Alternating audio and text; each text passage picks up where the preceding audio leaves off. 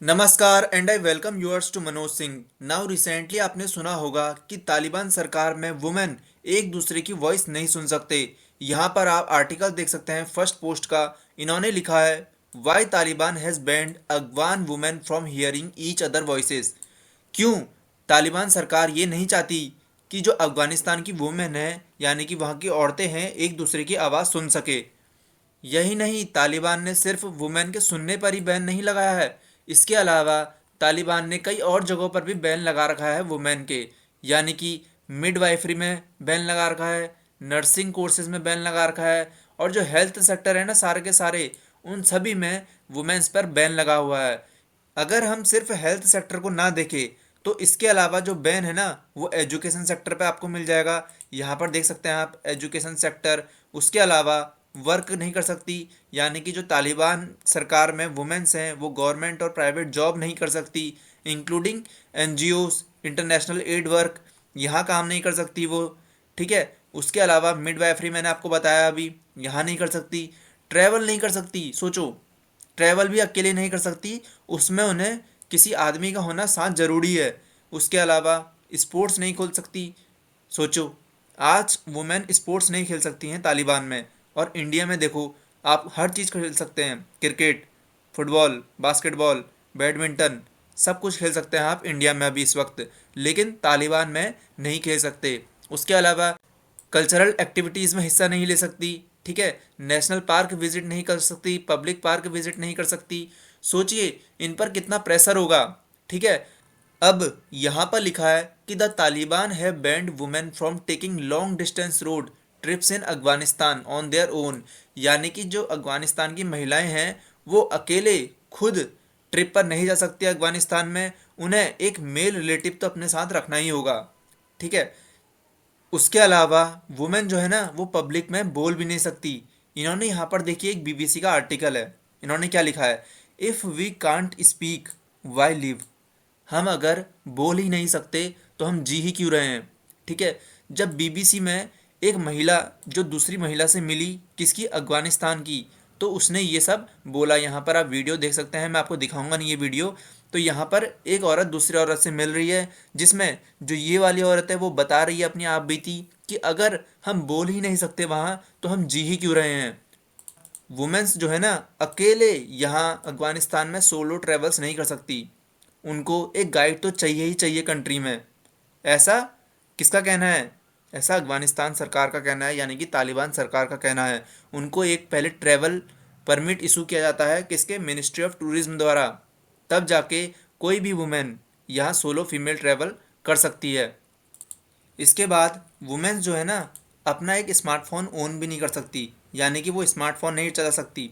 उसके अलावा वो ब्राइट ग्लासेस यानी कि ब्राइट क्लोथ्स नहीं पहन सकती, हाई हील्स नहीं पहन सकती, और ऊपर से नीचे तक उसको यानी कि हेड से लेकर टो तक उसको ढकना ही पड़ेगा अपने आप को, पूरा शरीर को। यहाँ पर लिखा है ना, the Taliban orders women to wear head to toe clothing in public. वो उसको ऊपर से लेकर नीचे तक अपने आप को कवर करना ही होगा। उसके अलावा वुमेन्स हाई हील्स नहीं पहन सकती। ये देख रहे हैं आप, ये जैसे पहना है इन्होंने, इस टाइप की हील्स यहाँ नहीं चल सकती। इसके बाद जो वुमेन्स हैं वो वहाँ हाई स्कूल में नहीं जा सकती और यूनिवर्सिटीज़ में भी नहीं पढ़ सकती। कैसे? यहाँ पर लिखा है, देखो, मैं अपने मन से नहीं बता रहा हूँ कुछ, सब यहाँ लिखा हुआ है, वही मैं आपको बता रहा हूँ जो गूगल में लिखा है। यहाँ पर क्या लिखा है, Afghanistan is currently the only country in the world where secondary and higher education, secondary मतलब 10th क्लास, और हायर सेकेंडरी मतलब होता है 12th class, is strictly forbidden to womens girl over age 12। 12 साल से जो भी बड़ा है ना वुमेन, वो स्कूल में जा ही नहीं सकता। मान लो आप, यही मान लो कि स्कूल में जा ही नहीं सकता अगर वो 12 साल से बड़ा है। लड़की में, लड़के में जा सकते हैं। और जब तालिबान सरकार आई थी ना तभी ये हुआ था, यानी कि तालिबान सरकार मान लो 15 अगस्त 2021 को आई थी ना, तभी से ये चालू हो गया था।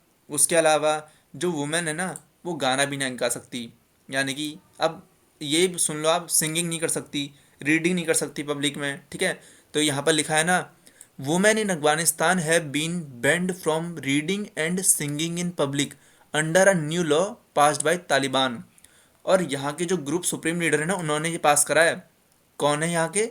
हिबातुल्ला अखुंडज़ादा, ये हैं यहाँ के ग्रुप सुप्रीम लीडर। उसके अलावा जो वुमेन है वो पब्लिक में कुरान तक नहीं पढ़ सकती। सोचो आप, कुरान तक नहीं पढ़ सकते वो लोग। यहाँ पर लिखा है Afghan women are forbidden from praying loudly और reciting the Quran in front of other women, यानी कि दूसरी वुमेन के सामने वो कुरान नहीं पढ़ सकती।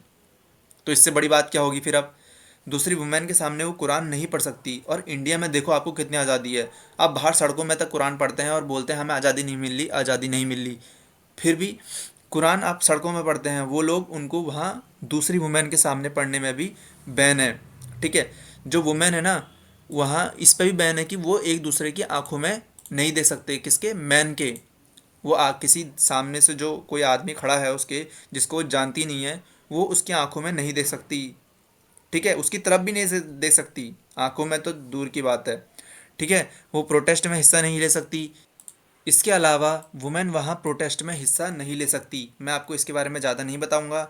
ठीक है, उसके अलावा जो वुमेन्स हैं वो वहाँ जिम हो गया, पार्क हो गया, इनमें नहीं जा सकती। आदमी जा सकते हैं, आदमी हर जगह जा सकते हैं। आदमी स्कूल भी जा सकते हैं, आदमी सिविल सर्विसेज में जा सकते हैं। औरतें जो हैं सिविल सर्विसेज में तक नहीं जा सकती। ठीक है, वो टैक्सी में भी नहीं बैठ सकती अकेले। जो वुमेन है अफगानिस्तान में, वो अकेले टैक्सी में नहीं जा सकती। उसको किसी एक आदमी को अपने साथ तो ले जाना ही पड़ेगा। उसके अलावा कई ऐसी चुनौतियां हैं जो वुमेन को वहाँ झेलनी पड़ती है। जैसे कि अपना फेस जो है पब्लिक में शो नहीं कर सकती। आप तो यहाँ कर सकते हो ना, यहाँ की वुमेन्स जो हैं, मुस्लिम वुमेन्स जो हैं, वो अपना फेस शो कर सकती है, उन्हें पूरी आज़ादी है। लेकिन अफगानिस्तान में ऐसा नहीं है, वो खेल नहीं सकते वहाँ। ठीक है, एक मेल डॉक्टर से वो बात तक नहीं कर सकते अफगानिस्तान में। तो सोचिए, आपको तो पूरी आज़ादी है, आप यहाँ करिए, रहिए, अच्छे से रहिए। मैं तो यही बोलूँगा कि जो बांग्लादेश में हो रहा है ना, वो इंडिया में ना होने दीजिए। जैसा बांग्लादेश में हाल हो रहा है ना हिंदुओं का, वैसा यहाँ ना ही हो तो अच्छा ही है। Thank you, tata and bye bye.